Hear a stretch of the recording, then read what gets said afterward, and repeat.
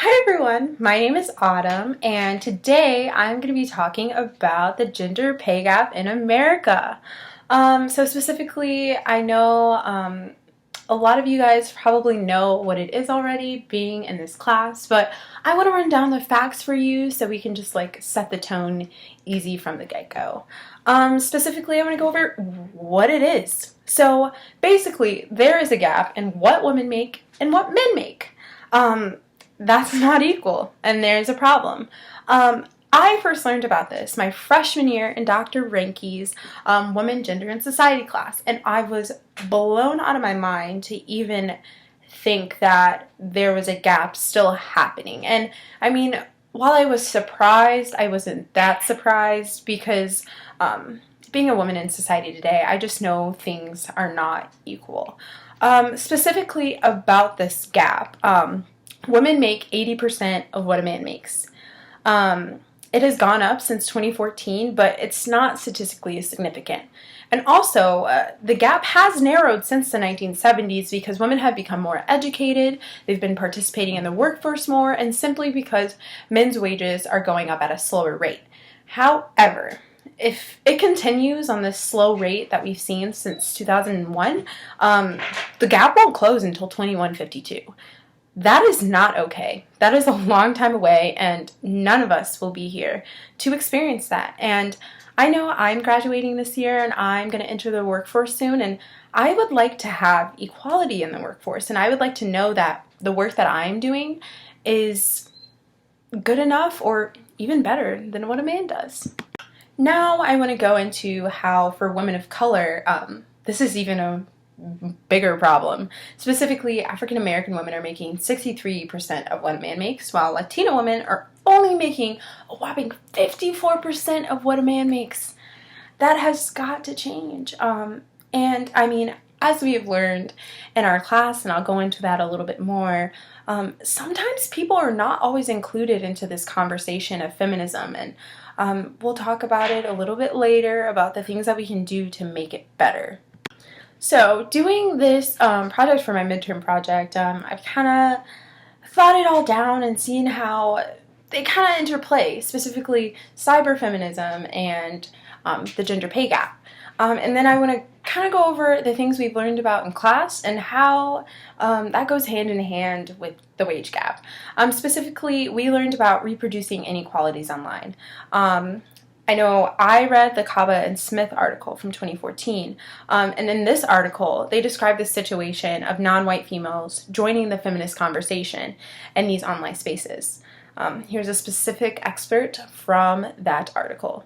When they join, however, they're talking about women of color, they bring disruptions to their demands for inclusion and their insistence about addressing previously overlooked issues. It is important, as a result, for women of color to resist the inequalities that they are experiencing online, and to keep spreading awareness anyways. And then in the Hobson article, they go over how they do so. This Hobson article was the Black Beauty in Digital Spaces article, and it talks about the movement and empowerment through the hashtag Black Girl Magic, and it uses famous figures such as Beyonce. I know I saw this hashtag all over my Twitter and Instagram, and I still do to this day. My friend just went to Paris, and she posted in her picture, Black Girl Magic. So even though these inequalities are being reproduced online, somehow women of color are making it a point to still be in this conversation and bring awareness to what is going on. This semester, we also talked about digital feminist interventions in these transformative online spaces. Specifically, I want to talk about the Varkey's article from 2007, Race, Sexuality, Cyber Activism, and the Legacy of Rashawn Brazel. So this article goes to talk about Rashawn Brazel, who is a Black gay teen living on the East Coast, who was found murdered and dismembered. There wasn't a lot of media coverage on it, and no one was talking about it, and while that doesn't shock me, what shocks me is the fact that people were able to go online and make blogs and talk about what was going on and the legacy that Rashawn left, and who he really was. This provided support online and outside of the cyber world. I also want to talk about another article we read, the Kasana article, which talks about the Oppressed Brown Girls Doing Thing blog, which is just amazing and transformative, and is showing that Muslim and South Asian women don't need the help from the Westerners. And it's really countering the stereotypical perceptions that a lot of people think about them. So how does this go back to the wage gap? Well, specifically, how they transformed online and were able to talk about Rashawn and talk about brown girls doing more than just what you see on TV. The topic of the wage gap can be used to transform digital spaces and really talk about racism and sexism. After my midterm project, I started putting all of these pieces together, and really over the semester I was really thinking, so why is the wage gap still a thing? Like, why is it happening? And how do we fix it? And so I started thinking too, we've seen in the past, and history has shown that when you bring people together, raise awareness, get them educated, and they're not ignorant about that topic anymore, there's always a positive outcome. Additionally, after my midterm project, I started thinking, what does my social network think about the wage gap? Do they know about it? Are they aware of it? I mean, I've had this conversation with a few other people, and I mean, majority of the people I've talked to have been women, and they do believe in it. But some of them have been men and they don't believe in it. I have a really diverse social network. I've been involved in a plethora of organizations on campus, from Greek Life to USG to college councils to just an array of things. So I was just wondering, what does my social network think about the wage gap? Are they ignorant about it, or do they really know about it? I hypothesized that 40% of them would know what it was, and the big number that is associated with, aka the 80%, or 80% of what a man makes. So what do you think? Do you think your social network would know about the wage gap? Do you think that the organizations you have been involved in or the town you grew up in would affect that? Just think about it really quick. Additionally, I want to talk about some other topics we have talked about. Specifically, in week 11, we talked about being seen and heard. From the Horrock article in 2014, it discusses how for the first time, the creation of media by trans people is being produced, distributed, and consumed on a mass scale. So, keyword mass, big. A lot of people are consuming it. A lot of people are watching it. And it's very personal. And that kind of goes into they're succeeding because they exploit YouTube's fondness for being personal and spectacular. And these people have really been spectacular. They're able to connect with people online and build a rapport from a webcam. And that is truly, honestly amazing. And in the same way, the Horrock article talks about how transmedia is being produced and distributed and created on a mass scale. In the same way, vloggers on YouTube are talking about the gender pay gap. Bloggers such as Marina Shut Up, Vlog Brothers, TEDx Youth, and they're all talking about how this is not a myth, this is BS, and it exists. We need to do something to change it. It's a different kind of intimacy when you're talking about the gender pay gap, because I don't think it's as personal as someone transitioning from man to woman or woman to man or such. But it is a personal conversation and such that someone can get really riled up about it because it affects them. And I know for me, it affects me personally. I know when I graduate, I want to make what a man makes and I want it to be equal. So in the same way, I can go on YouTube and express those feelings and I can get other people riled up about it. Additionally, this semester I took a Media and Society course, and it was just really interesting to see how the things we have learned in our Cyberfemnisms course go into what I have learned about in my Media Society course. Specifically, the agenda setting theory goes to say that the media influences what we think about, and the salience or importance of these topics. And it really is true. When you look at People magazine and it's talk about, I don't know, Ben Affleck and Jennifer Garner and how they're getting a divorce and how everything is going on, it's influencing what we're thinking about. If we watch CNN and we see how they're talking about how Trump's first 100 days in office and how he's doing and how bills are passing and things like that, like, we go back on Facebook, we go on Twitter, and we talk about it. I think this theory is true.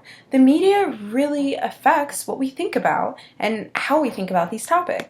So in a way, as you can probably put together, the digital world has allowed for this topic to be talked about via news channels, vlogs, blogs, and I mean, the agenda setting theory is definitely there.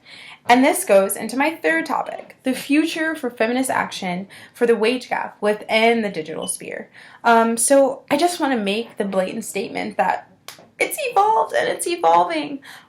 Before, we've seen things like the Batgirl PSA, which talks about the wage gap, but it's just a public service announcement that you would see while you were enjoying your nightly show. Now, you can find infographics on Huffington Post and Pinterest about the wage gap, and it creates a nice visual so you can see it, and it is an infograph online, so you can put it on Tumblr, you can put it on Pinterest, you can put it on Twitter, you can put it on Facebook, you can put it on your Instagram, and you can raise awareness just from your computer, from your tablet, or from your iPhone. Additionally, we can see action and feminist action for the wage gap using Twitter hashtags such as Equal Pay Day, or hashtag Native Women Equal Pay Day, or hashtag Asian American and Pacific Islander Equal Pay Day. We all know, if we go on Twitter, that hashtags are totally in. And I know I use hashtags on a daily basis. It's really cool to see how hashtags show up in your trending feed and how you can click on that hashtag and see everyone who's hashtagged it. It's creating a community. It's bringing awareness. By you going and clicking on that hashtag, you're becoming more aware about that topic and what people are talking about. By you typing that hashtag, you yourself are getting into the dialogue. You're creating a conversation yourself, and you're talking about the wage gap or any other topic that you want to talk about on Twitter. Also, I'm sure a lot of you have read the Keller article, which talks about feminism today, and this participatory culture in which girls are going onto these blogging communities, not only as bloggers, but as reposters, commenters, and as readers, and are really diving into the feminist conversation. Specifically, girls are shifting politics on these online spaces, and they're controlling what the audience is reading and, in the end, what the audience is talking about, which goes back to the idea of the agenda setting theory. Specifically for the wage gap, webinars and the AAUW's interest and advocacy and the topic of the wage gap have also sparked people to become more interested in other feminist issues, such as sexism. So they created the hashtag Stand Up to Sexism, which is also great because it's another idea of the agenda setting theory, and how when you go on Twitter and you see Stand Up to Sexism, you're going to click on it and you're going to read about it and you're going to learn about it, and you're going to be thinking about it for the rest of the day. So now I want to talk about my survey and the responses I got from my survey. I released a survey about a week and a half ago via Facebook to my diverse network of friends. I asked 2 questions. Do you know what the wage/pay gap is? And if you answered yes above, do you know the percentage that best describes the wage gap? AKA 80%.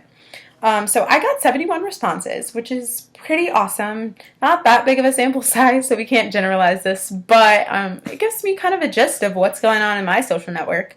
The gender was unknown, and I don't know who created these responses, but that's the fun of these experiments. So, the results? 80% of people know what the wage gap is. Yay! That's awesome. I was surprised to note that people even knew what the wage gap was. I mean, maybe I was just ignorant as a freshman not to know, but I'm happy that people are educated about it. However, out of these 71 people, 80% guessed what percentage best describes the wage gap, and that was the second question. However, only 20% of people knew that it was 80%, while majority of the people thought it was only 40%.